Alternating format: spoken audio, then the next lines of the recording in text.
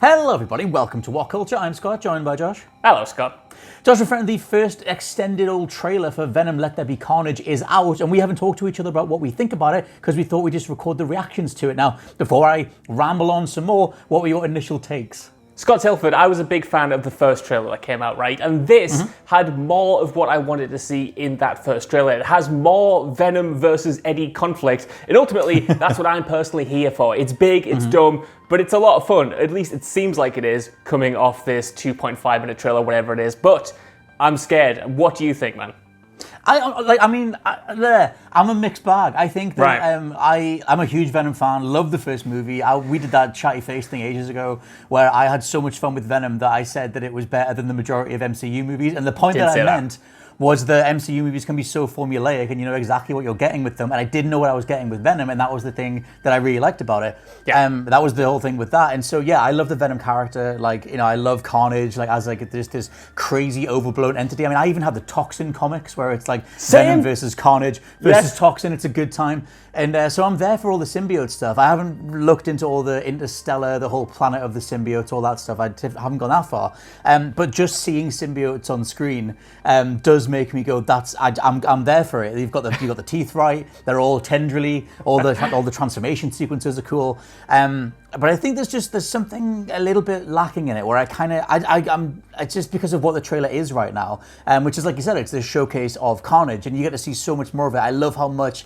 Woody Harrelson is just hamming stuff up. I love his red jacket that he's got on when he's like Cletus Cassidy before he transforms and stuff. But I don't know, the trailer, when it finished, I didn't go like, oh, that's elevated anything. I'm already there for Venom versus Carnage, so I think in terms of the actual purpose of this trailer, it didn't necessarily give me more. I don't know what I want, but I do know that I am completely sick and mostly done with superhero movies, so I kind of want something to grab me in a way and really bring me in, and maybe this thing is just completely serviceable, completely exactly what a lot of people want, which is just to see Carnage and see some more symbiotes, and I want that too, but I did groan when Loneliest Number in the whatever that song is came on.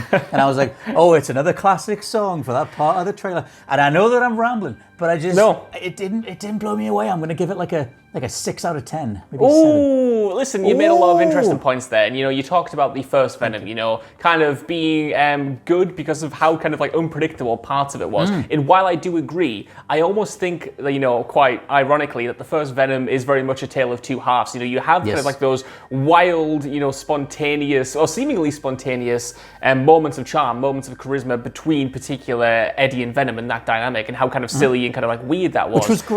Which was great, but at the same time, I thought that was potentially grafted onto a pretty by-the-numbers superhero movie. Like when you got to the stuff with Riz Ahmed, who is, you know, totally wasted. Such a great actor and like kind of totally wasted in that movie. It is kind of by-the-numbers. With this, I was worried that the first trailer kind of indicated that's what it was going to be as well. You know, we got the opening scene with Eddie and Venom in the kitchen, and they're kind of having this banter back and forth, and I thought that was really great. But the rest of the stuff, I kind of worried that looked a bit formulaic. This trailer makes me more, you know, optimistic about that not being the case. You know, we got that banter all the way through. I thought Woody Harrelson as Cletus Cassidy as Carnage, you know, I was worried that he was going to be a bit boring, and I know I should never have thought that because Woody Harrelson is so very rarely boring, even with his big red hair. But I was worried that, you know, he might not be able to have kind of, you know, those eccentricities, that kind of, you know, weirdness to his performance. But, you know, just seeing him in this, seeing him kind of like bite Eddie, you know, tasting his blood and commenting on it, seeing, you know, like the scenes where he's kind of like convulsing, seeing the scenes where Carnage is, you know, starting to grow all over him and stuff like that. Like, I thought those scenes were really cool, and it made me, you know, excited to see Carnage on screen because, you know, like you, I'm such a fan of the symbiotes in particular. And for so long I've wanted to see Carnage on screen, but for so long I've been worried that they might not get him right. But from what I've seen here, from that cool transformation, you know, when you see him kind of like, you know, just kind of like transform in such a strange way, I thought that was really promising. Yeah, it sort of like overtakes him, because there was that whole thing in the first movie where like Venom kind of comes around to form like the face for Eddie. But like, yeah, one thing I was going to point out, because I need to ground the thoughts that I have, and it is within the realm of, we know what we're getting with superhero movies, and I think that one of the most promising, because there's a total point in the original Venom where it stops being quite flat and formulaic, and it becomes this really fun, kind of way more unique, enjoyable, charming script. Like you said, there's that whole like codependency between Venom and between Eddie, and that stuff is like I said, it's quite charming, it's really fun, it's really memorable, and I love that core dynamic. And there was was that whole interview, that little snippet from Tom Hardy as the movie was premiering, when he was doing interviews, where he was asked, like, what was the most fun stuff that you filmed? And he sort of joked and said, oh, it's the 30 to 40 minutes that wasn't in the film. And that later got clarified when he was talking to IGN. And he just said, look, he's like, I improvised tons of different scenes. He's like, there's 7 hours worth of me out there doing ridiculous stuff. And he's like, I would totally want to watch that. But he's like, obviously, you know, I'm still more than happy with the film. But I did improvise a lot of different things. And hopefully, he just literally says in that same IGN piece, the follow-up, that he hopes he can do a sequel because he'd love to push things out a bit more. And that's what I want to see more of. I want to see him improvising, animate some fun stuff with Venom, with that codependency. And that's what I want to see more of. I don't want to see, or I don't want to hear, another generic song, like a rework of a song, with what looks like the final battle of the movie in the trailer again. That's the stuff where I kind of just tune out a bit. And I think a very recent comparison into something that is done better is the new Suicide Squad, where there's so much James Gunn in that movie and even in the trailer. And it does follow some beats, like obviously there's Starros in there and stuff, but there's so much character, there's so much individuality, and there's so much of a director's footprint coming through on there.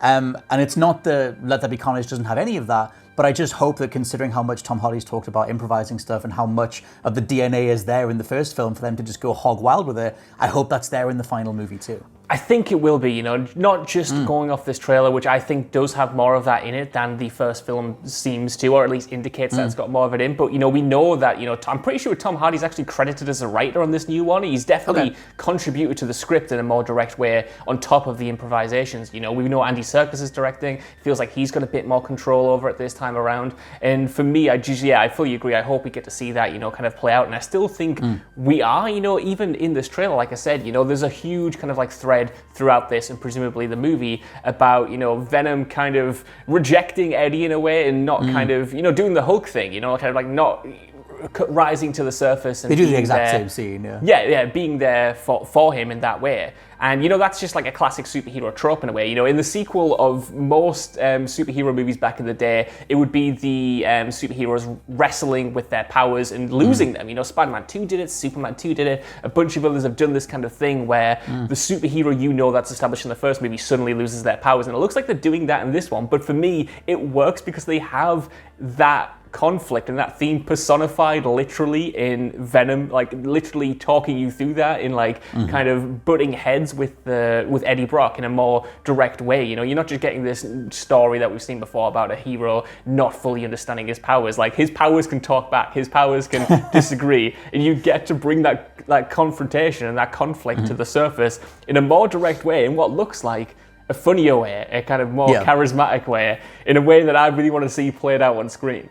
One thing that I did laugh at as well is that it feels like Michelle Williams is just like, I need to get out of here because she was such a strange fit in the first one anyway, considering the caliber of the movies that she usually goes for. And I don't have that much of a knowledge of Michelle Williams stuff, but my wife is always like, what is she doing in here? Considering that she's done all these like more like I said, highbrow sort of things beforehand.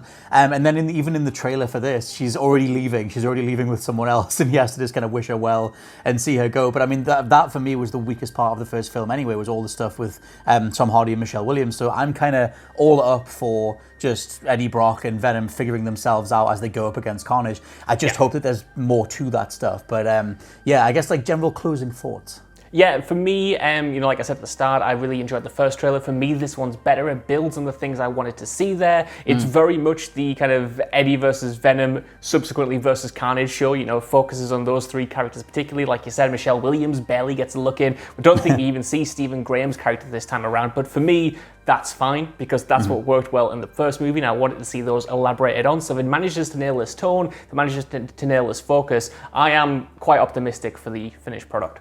Yeah, I think I'm optimistic. I'm going to wait and see. But I think that obviously this trailer, you can absolutely make the point that all they needed to do, and that it's literally called Let There Be Carnage. And considering the first trailer didn't show you that much, that all they needed to do for this was just go, look, we've nailed the animation, we've nailed the transformation sequences. Here is Woody Harrelson having fun being Cletus Cassidy, and here's Carnage killing people and ripping things apart. And maybe that's all that needed to be. I just hope there's more to it in the end. But maybe that's the same case like with the original, where you came out of the movie itself going like, that was way better than the trailer seemed to be. Hopefully there's like more to it. But yeah, let us know what you think down in the comments below of the second Let There Be Carnage, Venom Let There Be Carnage trailer. For now, I've been Scott from WhatCulture.com. I've been Josh from WhatCulture.com. And we'll catch you next time. Bye-bye.